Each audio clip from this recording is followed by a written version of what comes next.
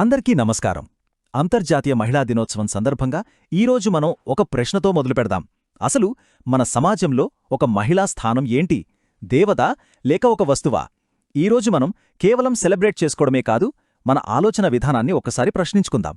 పదండి, దీని గురించి కొంచెం లోతుగా మాట్లాడుకుందాం. చూడండి, ఈ ఒక్క మాట చాలు, మన చర్చ మొత్తం దీని చుట్టూనే తిరుగుతుందన్నమాట. మహిళల్ని దేవతలని ఆకాశానికి ఎత్తే అక్కరలేదు, అలా అని వాళ్ళని కించపరచాల్సిన అవసరం అంతకండా లేదు. సింపుల్, మనుషులుగా గుర్తిస్తే చాలు. ఈ ఒక్క బేసిక్ పాయింట్తోనే మనం ముందుకు వెళ్దాం. అన్నింటికన్నా ముఖ్యం మనం గుర్తుపెట్టుకోవాల్సిన విషయం ఒక్కటే: ఏ హోదా అయినా, ఏ బాధ్యత అయినా, ఏ అంచనా కన్నా ముందు ఒక మహిళ అంటే ఒక మనిషి. మన అందరిలాగే కోరికలు, కలలు, బలాలు, బలహీనతలున్న ఒక సంపూర్ణ వ్యక్తి, అంతే. ఇప్పుడు చూద్దాం, మన సమాజం మహిళలను ఎలా చూస్తుందో. ఒక పక్క అమ్మ అని, దేవత అని పూజలందుకుంటోంది. కాని ఇంకోవైపు అదే మహిళ అబలగా, ఎన్నో అణిచివేతలకు గురవుతోంది. ఈ రెండు ఎక్స్ట్రీమ్స్ మధ్య అసలు వాస్తవం ఎలా నలిగిపోతుందో ఇప్పుడు అర్థం చేసుకుందాం. ఈ స్లైడ్లో ఉన్న కాంట్రాస్ట్ చూడండి. ఒకవైపు ఏమంటాం, అమ్మో ఆడవాళ్లకి భలే ఓపిక, భలే శక్తి అని వాళ్ళనొక సూపర్ హ్యూమన్లాగా చూపిస్తాం.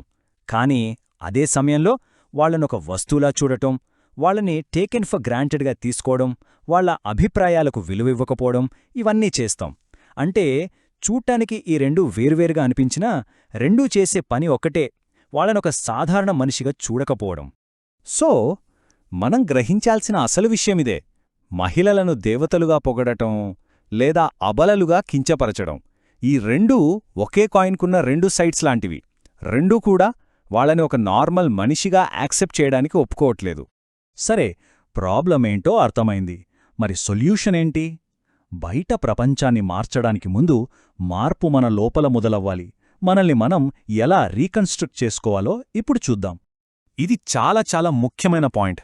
బయటి ప్రపంచం నుంచి మనకి రెస్పెక్ట్ రావాలంటే ఆ జర్నీ మనతోనే మొదలవ్వాలి.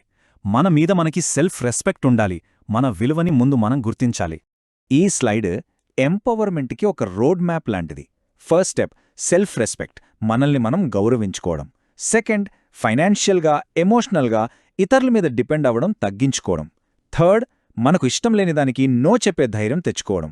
ఫోర్త్, ఇండిపెండెంట్గా మన నిర్ణయాలు మనం తీసుకోవడం. ఇవన్నీ కలిస్తేనే అసలైన మార్పుకి పునాది పడుతుంది. ఇక ఆలోచనల నుండి యాక్షన్లోకి వెళ్దాం. కంప్లైంట్స్ చేయడం ఆపి పనిచేయడం మొదలుపెట్టాలి. మాటలతో కాదు, మనం సాధించే మెజరబుల్ చేంజెస్ అంటే కొలవగలిగే మార్పులతో సమాధానం చెప్పాలి. ఈ నంబర్ చూడండి, 65%.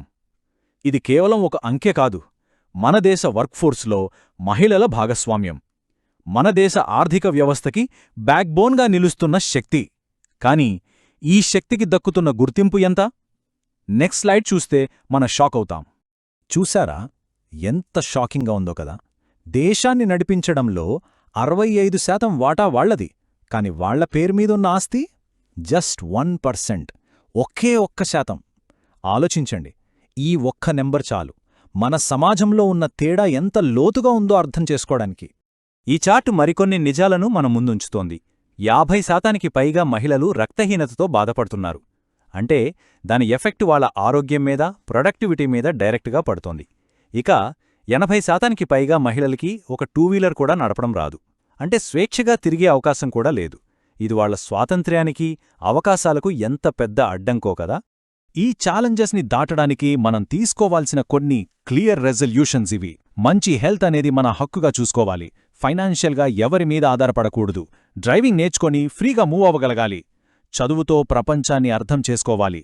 సెల్ఫ్ డిఫెన్స్ నేర్చుకొని ధైర్యంగా నిలబడాలి. అన్నిటికన్నా ముఖ్యంగా మనల్ని మనం ప్రేమించుకోవాలి.